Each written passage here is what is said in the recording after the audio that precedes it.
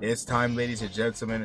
WrestleMania 40 is rapidly approaching, and I wanted to see how many matches could I go ahead and predict in advance. As a matter of fact, at the time of me recording this is before the Elimination Chamber, and only one match has been hard confirmed.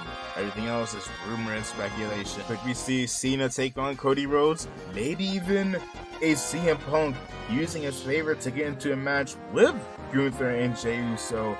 A lot of things, a lot of possibilities, but before we get into that, feel free to go ahead and like, comment, subscribe. Join your boy over on the Twitch, because we do react to pay-per-views whenever they happen over there. And on top of that, we do a number of other things. If you like wrestling content, we got that here and then some. But let's get into the video. And to start us off, let's get the obvious out the way. I'm recording this shortly after Monday Night Raw. We've already gotten one match confirmed, Jey Uso versus Gunther, and quite frankly, it did kind of feel like an obvious pick. Jey Uso has yet to get his win over Gunther. They have fought against each other, 3 times, and every time Gunther retained. First time was when Gunther was still the IC champion. Second time, I don't recall if that was just a simple 1-on-1 or if Gunther was champion at that point. Third time was at Saturday Night's main event. While I do still feel like they should not have done Saturday Night's main event, I still foresee this match happening. You know what? I'll go a step further and say that Jey Uso is going to win. Now then, onto the matches that we do not have spoiled for us. It does feel like we are setting ourselves up to have that of Charlotte Flair versus Tiffany Stratton, and truth be told, this is the right move to go with. And on top of that, a rare heel versus heel feud. And while yes, Rhea versus Charlotte is the safe choice, sometimes it's better to not go that way and to head into the unknown. The first time that these two be faced off against each other could be magic, and could be a star-making performance for Tiffany Stratton to get a major victory under her wing in the form of Charlotte Flair. Although at the same time, this is Charlotte Flair we're talking about. She can very well win this and nobody would be surprised. I am just hoping that is not the case scenario, but never bet against Charlotte Flair. One that feels like a dead obvious match to do, and this could easily open either night of WrestleMania. Cero Miedo Penta taking on 619 Rey Mysterio. And you want to talk about star-making performances? I feel like this would be a nominal WrestleMania debut for Penta, and even more so to get that victory over Rey. It was very unlikely that they would go ahead and leave LA Knight, one of your most over guys, over on SmackDown off the card. And while it's not impossible, if we do have a match for the megastar, it does feel like it would be a rematch between himself taking on Shinsuke Nakamura, where LA Knight would regain that United States title. Unfortunately, they aren't really doing that much with Shinsuke. And if there were to be any alteration here, maybe they would toss in Drew McIntyre. But I do have a prediction involving him being somewhere else on this card. You could also go ahead and throw Jey Uso into the... Jimmy Uso.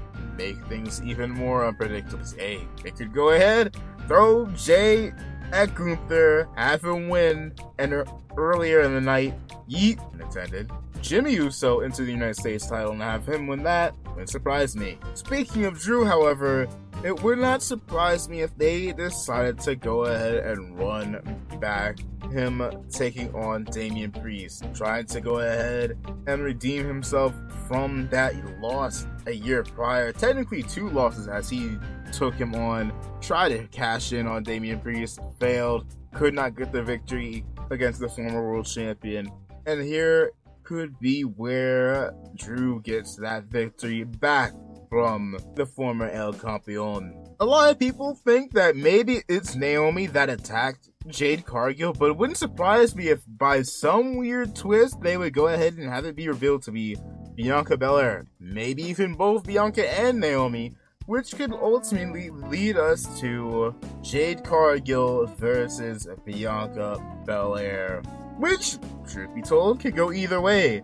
I don't know if I want to have either of them lose though, because on one side, this feels like a make or break year for Jade Cargill if she does find herself in the singles division.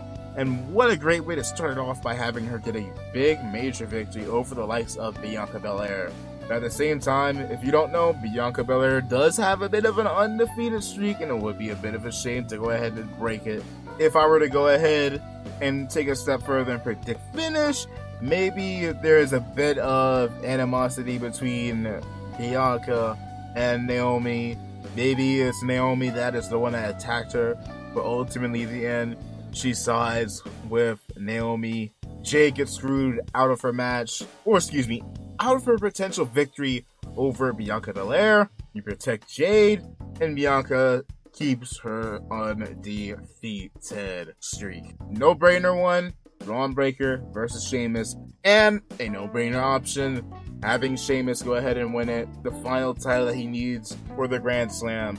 And on top of that, you could take a step further and have him put his career on the line for this match. And at the end, as I said, Sheamus goes ahead and wins it. Not feeling too excited about this match, although they could tell one hell of a good story and have one hell of an amazing match. At the same time, I don't know how I personally feel about this Sami Zayn versus Kevin Owens. And while I'll say this, I have a bit of a slightly better idea, maybe better, maybe worse. Hey, you to tell me if you go ahead and join your boy, like, comment, subscribe, and just wait for that of this Friday's video, where I go ahead and tell you how I would go ahead and book WrestleMania.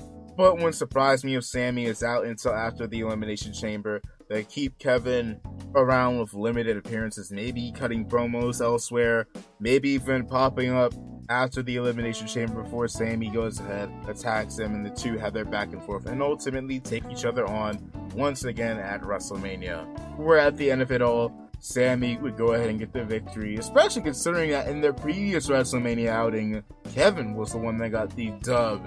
And who knows, maybe one day we can go ahead and have Sami versus Kevin 3, where at the end, before the world title.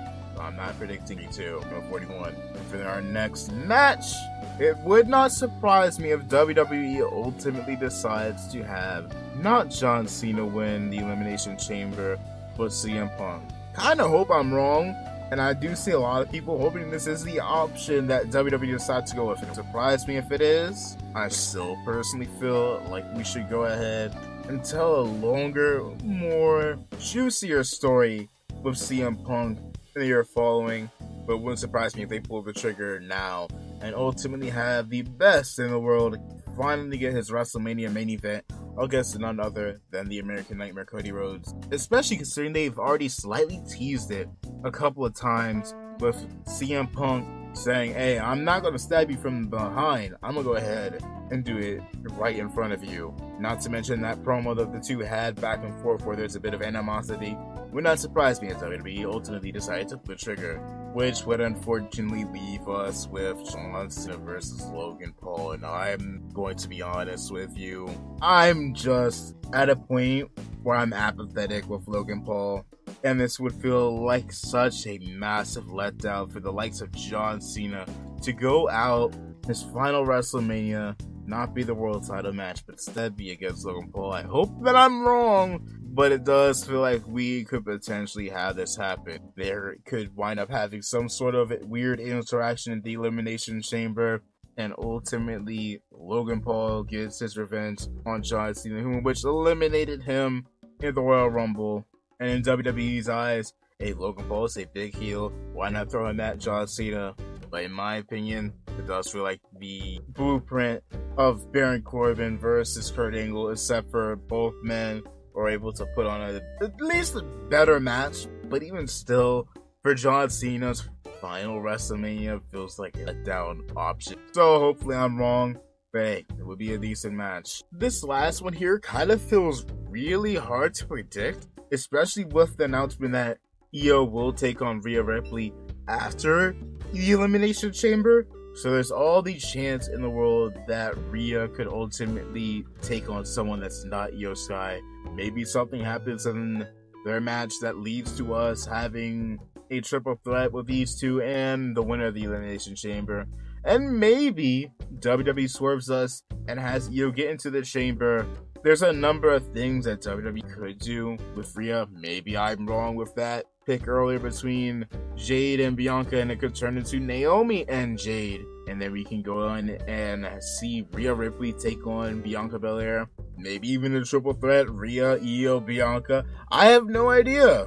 This really is up in the air as to what could happen, but if I were to bet, I say maybe WWE swerves us after all and gives us this match. But that was just some of my predictions for what WWE very well might do for WrestleMania 41. Y'all can let me know y'all's thoughts down in the comments below. What would y'all place your bets on happening?